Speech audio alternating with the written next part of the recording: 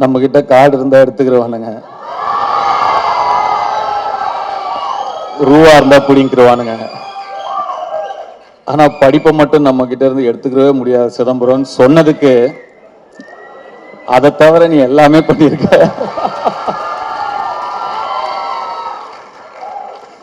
வர ஃபர்ஸ்ட் போஸ்டரே ஒரு பைக்ல 3 கேர்ள்ஸோட அப்படி உட்காந்து போஸ்டர் அப்படி சொன்னதுக்கு அந்த 3 ஹீரோயின்ஸ்க்கும் என்னுடைய வாழ்த்துக்கள். And I god bless you, hope all your dreams come true. And அந்த சிறையில் நடித்தவங்க, தேங்க்ஸ்ப்பா. உங்களுடைய ஸ்மைலுக்கு நான் ஒரு fan. You have such a beautiful, innocent, overwhelming smile, and that smile added so much for your previous film, Sirai. God bless you. Great job in Sirai, by the way. Thank you. உங்க ரெண்டு பேருக்கும் கூட என்னுடைய வாழ்த்துக்கள். Youth பார்த்துட்டு நிச்சயமா you will hear from me. I haven't watched the film. பார்த்ததுக்கு அப்புறம் நிச்சயமா you will hear from me. And Suraj sir, thank you for trusting Ken, and thanks for being a part of this wonderful film. And படத்தோட trailer இப்போ தான் வரதுக்கு முன்னாடி பார்த்தேன். அவங்க நான் உள்ள தேவதர்ஷி மேடம் நான் உள்ளே நுழையும் போது, சாரி நான் என்னோட என்ட்ரி உங்களை இன்டரப்ட் பண்ணிடுச்சு உங்கள் ஸ்பீச், ஐ அப்பாலஜைஸ். அண்ட் உங்களோட ஸ்பீச் அவங்க சொல்லிட்டு இருந்தாங்க, சுராஜ் தான் இந்த படத்தோட ஹீரோ, நான் தான் ஹீரோயின் அப்படின்னு சொன்னாங்க. ஆக்சுவலாக ட்ரெய்லர் பார்க்கும்போது அவங்க என்ன மீன் பண்ணாங்க அப்படிங்கிறத என்னால் புரிஞ்சுக்க முடியுது. I love your one-liners and your screen presence.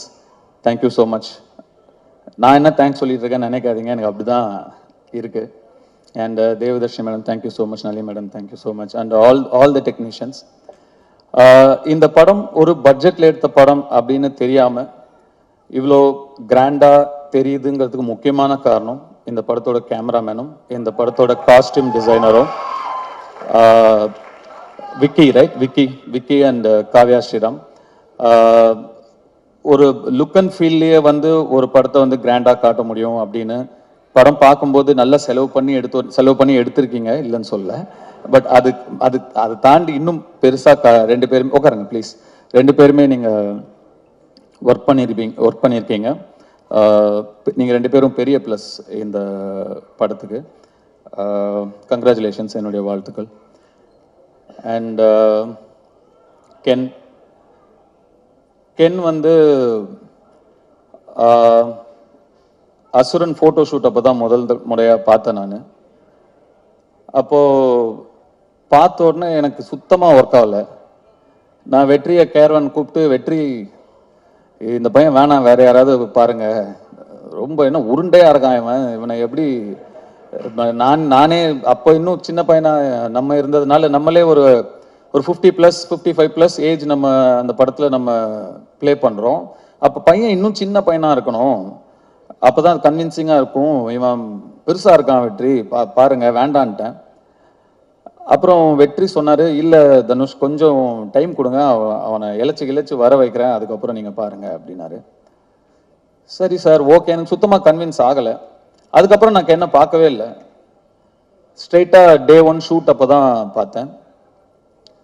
அப்போ அந்த ஃபர்ஸ்ட் ஷாட் அவன் நடித்தோடனே நான் வெற்றிகிட்ட டக்குன்னு போய் சொன்னேன், வெற்றி இவன்கிட்ட என்னவோ இருக்குது, ரொம்ப கான்ஃபிடென்ட்டாக பண்ணுறான், அவன் ஒரு புது பையன், சின்ன பையன், இவ்வளோ பேர் நடுவில் நடிக்கிறான், அவனுக்கு ஒரு தயக்கமோ கூச்சமோ ஒன்றுமே இல்லை, ரொம்ப கான்ஃபிடென்ட்டாக பண்ணுறான் வெற்றி, நல்ல சாய்ஸ் அப்படின்னு அதுக்கப்புறம் தான் சொன்னேன். ஸோ கென்னை கண்டுபிடிச்ச பெருமை முழுக்க வெற்றிமாறனுக்கு தான். கென்னு மேலே நம்பிக்கை வச்சதும் வெற்றிமாறனுக்கு தான். நான் சுத்தமாக எனக்கு நம்பிக்கை இல்லை. அதுக்கப்புறம் கென் எனக்கு வந்து ஒரு பப்ஜி ஃப்ரெண்டு.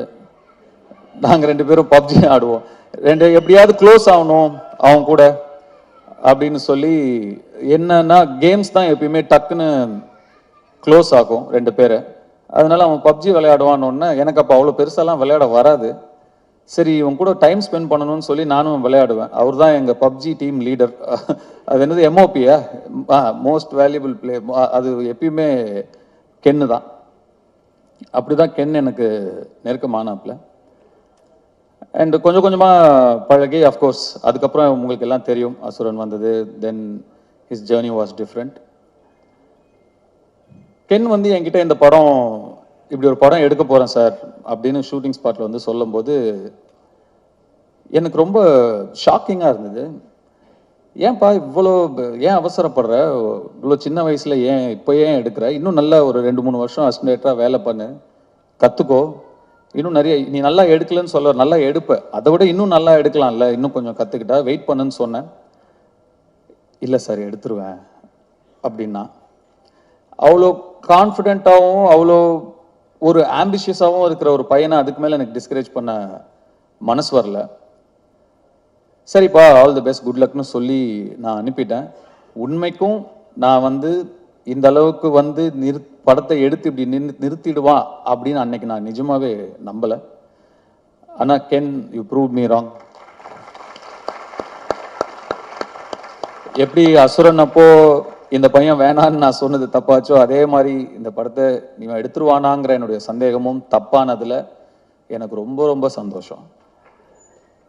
அண்டு முன்னாடிலாம் நான் 2001-2002 லான்ச் ஆகும்போதெல்லாம் நம்மளோட முன்னாடி இருக்கிற சீனியர்ஸ் அவங்கள பார்த்து கற்றுக்கணும், அவங்க எப்படி நடந்துக்கிறாங்கன்னு கற்றுக்கணும், அவங்க எப்படி பக்குவமாக நடந்துக்கிறாங்கன்னு கற்றுக்கணும் அப்படின்லாம் சொல்லுவாங்க.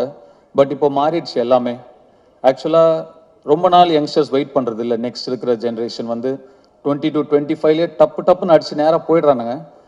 நாங்கள் தான் டைம் வேஸ்ட் பண்ணக்கூடாதுங்கிறது இனிமேல் நெக்ஸ்ட் ஜென்ரேஷனை பார்த்து கற்றுக்கணும். அது ரொம்ப இம்பார்ட்டண்டான ஒரு விஷயமா இருக்குது.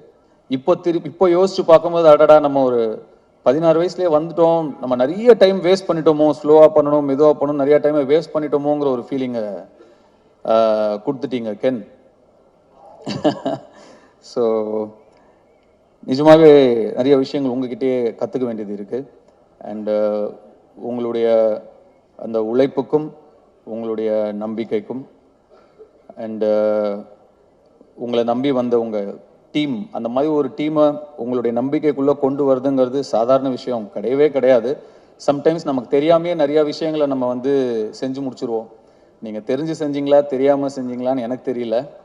நீங்கள் சொன்னீங்களா தெரிஞ்சோ தெரியாமையோ நீங்கள் எனக்கு டைரக்ஷன் சொல்லி கொடுத்தீங்க சார்னு. தெரிஞ்சுதான்ப்பா சொல்லி கொடுத்தேன், தெரியாமலாம் இல்லை. ஒரு திறமையை பார்த்தா தெரியும், இது உருப்படுமா இது உருப்படாதான்னு தெரியும். கென் வயசில் வேற யாராக இருந்திருந்தாலும்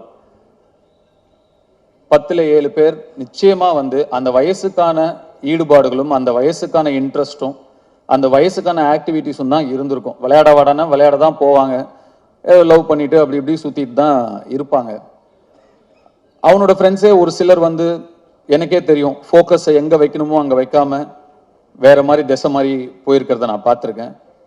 ஆனால் கென் உங்களுடைய அந்த இன்ட்ரெஸ்ட் எல்லாம் தள்ளி வச்சுட்டு உங்கள் ஃபேமிலிக்காக நீங்கள் நிற்கிறீங்க. வாழ்த்துக்கள். கென் என் சன் மாதிரின்னு சொல்லுவேன். அப்புறம் தான் லப்பர் பந்து படம் வந்தது, அதில் சொல்லுவாங்க அது என்ன மாதிரி, தயவு செஞ்சு இல்லைன்னு கூட சொல்லிடுங்க ஆனால் மாதிரின்னு சொல்லாதீங்க அப்படின்னு ஒரு டைலாக் வந்தது அந்த படத்தில். கென் சன் தான்.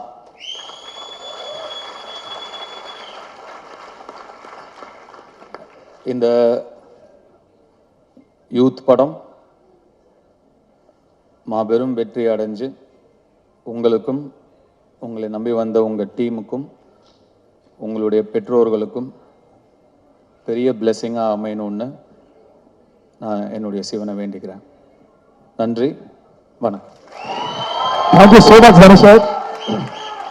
குசலன் படத்தில் வடிவேலு சார் வந்து அப்படியே உறைஞ்சு போய் நிற்பார் சூப்பர் ஸ்டார் படத்தில் நிற்கும் போது.